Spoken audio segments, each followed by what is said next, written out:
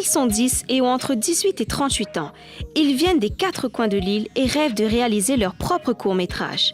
Accompagnés depuis 2 mois par des professionnels du cinéma à la Cité des Arts, ils se préparent pour le challenge Ciné-Kabar. Découvrez aujourd'hui un des talents la cour.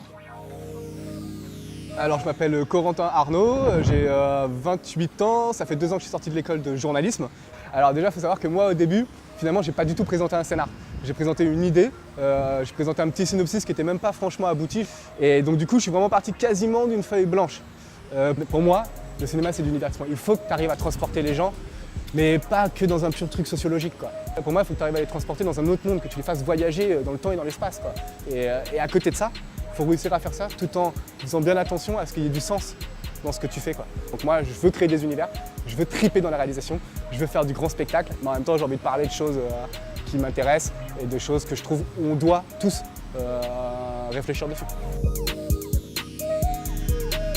Donc alors, mon histoire se déroule en 2027 dans une île de la Réunion post-apocalyptique qui a été ravagée par l'infection du chikungunya et tous les adultes sont morts.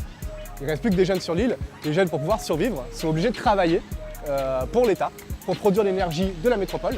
Et en contrepartie, ils reçoivent le médicament qui leur permet de survivre au-delà des 19 ans. Mon histoire parle d'une jeune fille et de son frère qui vont refuser cet état de fait et qui du coup décident de fuir.